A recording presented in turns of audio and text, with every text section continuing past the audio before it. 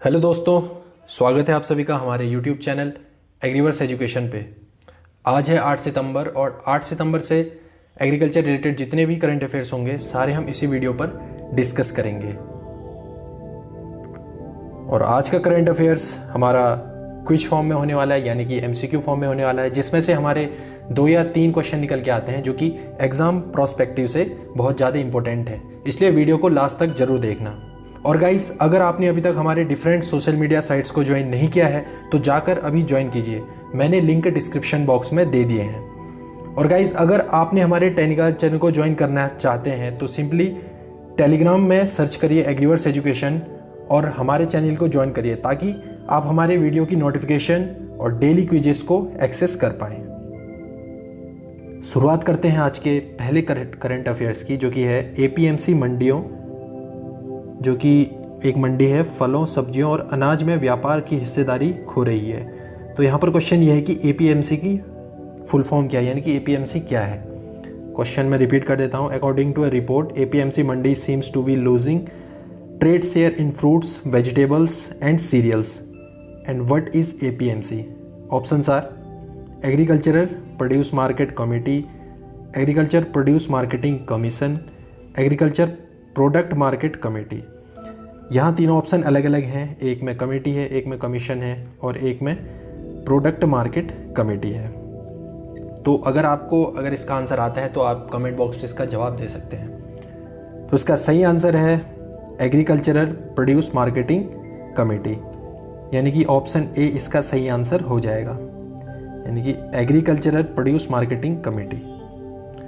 अब थोड़ा एपीएमसी के बारे में हम जान लेते हैं कि एपीएमसी है क्या।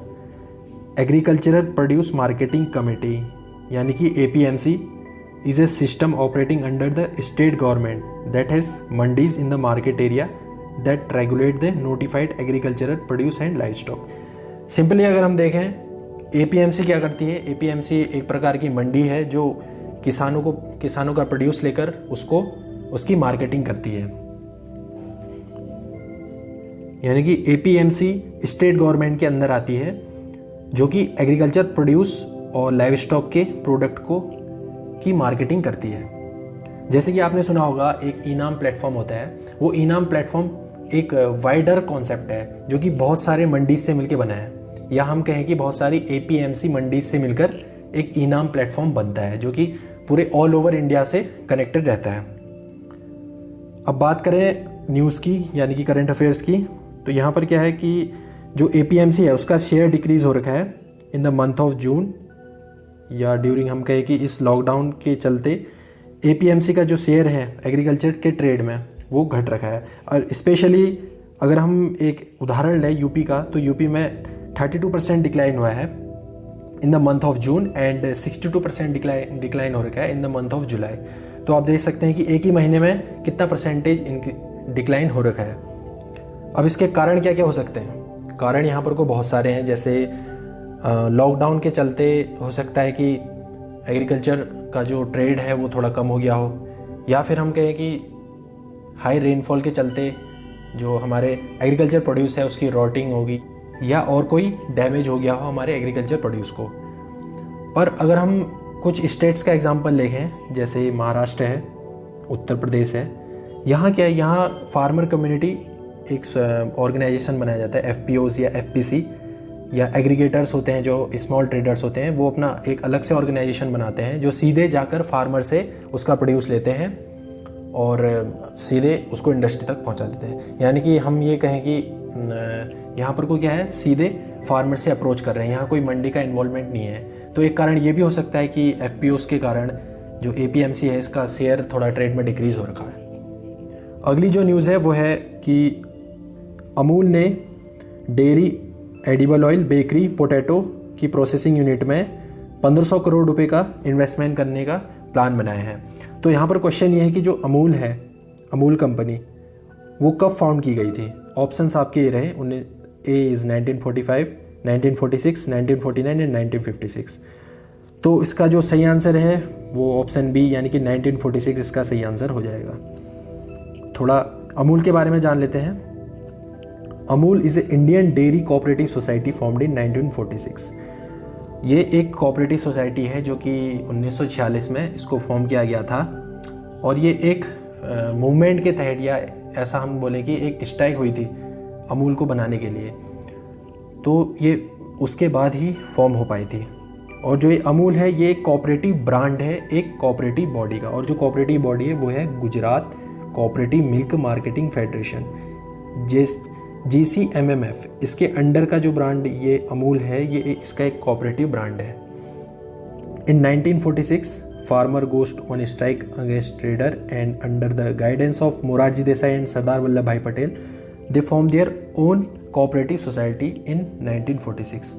उस टाइम क्या था कि जो मिल्कमैन थे या फार्मर थे, वो मिडिलमैन के माल प्रैक्टिसेस और उनके द्वारा किए जाने वाले प्रताड़ना के कारण इन्होंने स्ट्राइक करने की सोची, और मोरारजी देसाई और सरदार वल्लभ भाई पटेल की गाइडेंस के चलते इन्होंने अपनी एक खुद की कोऑपरेटिव सोसाइटी बनाई 1946 में, जिसका इन्होंने नाम रखा था Kaira district cooperative milk producer union limited. इसका पहले नाम यही था।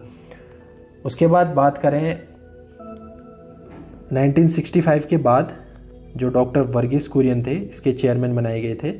और जो डॉक्टर वर्गीस कुरियन है ये क्या है, फादर ऑफ फ्लड रेवोल्यूशन या फादर ऑफ वाइट रेवोल्यूशन, जो कि दूध की क्रांति का इनको जनक माना जाता है।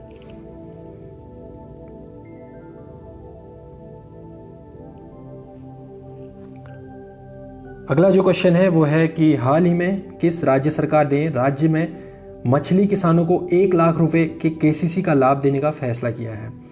आपके ऑप्शंस हैं पश्चिम बंगाल, महाराष्ट्र, उत्तर प्रदेश, केरल। तो इसका जो सही आंसर है वो उत्तर प्रदेश इसका सही आंसर हो जाएगा। तो सबसे पहले हम किसान क्रेडिट कार्ड के बारे में जान लेते हैं कि किसान क्रेडिट कार्ड स्कीम है क्या। जो किसान क्रेडिट कार्ड स्कीम है ये चलाई गई थी अगस्त 1998 से। जो ये किसान क्रेडिट कार्ड का मॉडल था ये प्रिपेयर किया गया था नाबार्ड के अंडर में, जो कि रिकमेंडेशन दी थी किसने, RV गुप्ता कमेटी ने। RV गुप्ता कमेटी, ये क्वेश्चन भी बन सकता है इस पे, जो कि एग्ज़ाम के प्रोस्पेक्टिव से बहुत ही इंपॉर्टेंट है। जैसे कि एक तो पहला ये हो गया कि किसान क्रेडिट कार्ड स्कीम कब फॉर्म की गई थी, दूसरा ये कि किस कमेटी के रिकमेंडेशन से इस स्कीम को प्रिपेयर किया गया था। तो उसका आंसर हो जाएगा RV गुप्ता कमेटी। अब इसके अंडर में जान लेते हैं कि किसान क्रेडिट कार्ड में कितने % इंटरेस्ट पे लोन दिया जाता है। The loan taken on cases is 9% interest पर लोन दिया जाता है, जिसमें कि जो गवर्नमेंट का जो सब्सिडी दी जाती है वो 2% की रहती है, यानी कि हमें लोन का सिर्फ 7% इंटरेस्ट हमें देना पड़ता है। पर एक यहाँ पर कोई स्पेशल कंडीशन है, अगर किसान यहाँ पर को 1 साल के अंदर ऋण चुका लेता है तो उसको 3% का और अनुदान दिया जाता है, यानी कि 3% का और डिस्काउंट दिया जाता है। यानी कि इस केस में क्या हो जाता है, फार्मर को सिर्फ 4% इंटरेस्ट पे लोन को रिपे करना पड़ता है।